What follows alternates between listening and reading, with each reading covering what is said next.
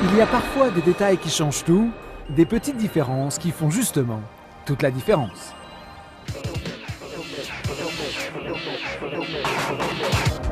A priori, peu de choses séparent le speeder avec et sans pare-brise, mais il ne faut pas se fier aux apparences.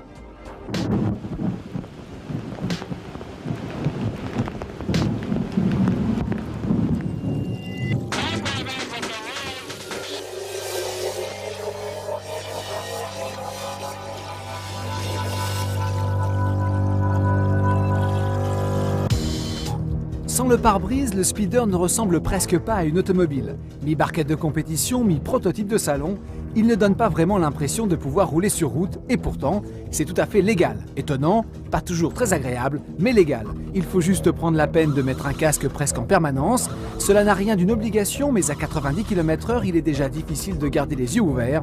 Cela même sans parler des risques de prendre un gravier en pleine figure. Le speeder pare-brise a été conçu essentiellement pour éviter ces problèmes. Sur le plan esthétique, l'accessoire a été particulièrement bien intégré, et s'il retire un peu du côté surnaturel de l'engin, il ne casse pas la ligne, bien au contraire, les stylistes de Renault Design ont plutôt réussi leur coup. Le déflecteur latéral est moins réussi, pas très bien assemblé ni intégré, mais sa présence est indispensable.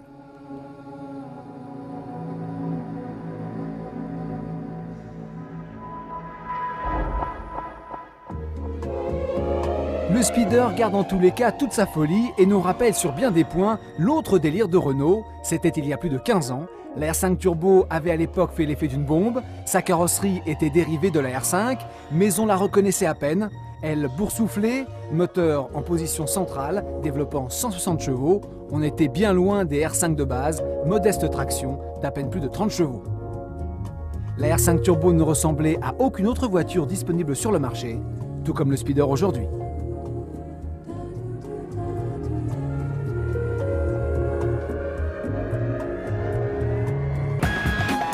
Mais la R5 Turbo, c'était aussi et surtout une voiture conçue pour la compétition. Elle a un palmarès impressionnant dans les championnats de France et d'Europe des rallyes, et même quelques belles victoires en championnat du monde.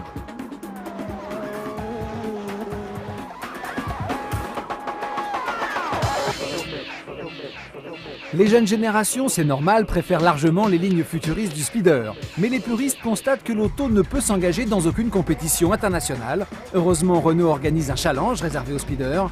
Challenge qui prouve à ceux qui pouvaient en douter que la nouvelle bombinette de chez Renault est une authentique sportive.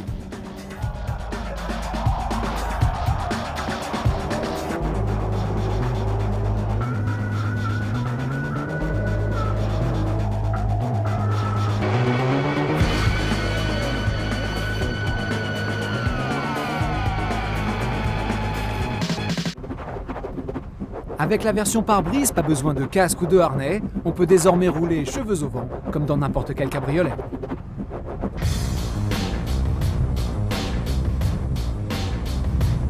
Enfin, pas exactement. En cas de pluie, l'absence de vitre latérale et de capote digne de ce nom impose là encore le port du casque.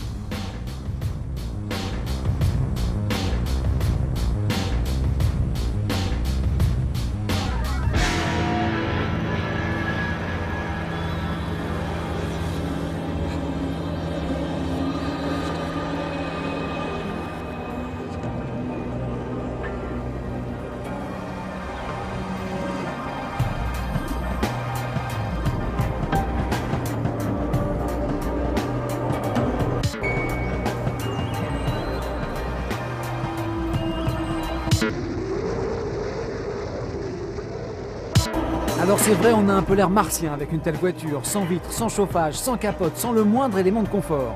Le speeder est bien plus à l'aise sur circuit ou sur petite route de campagne, mais on prend tout de même un réel plaisir à flâner, comme ça dans Paris, au volant d'une voiture aussi délirante, française qui plus est, ça n'est pas si courant.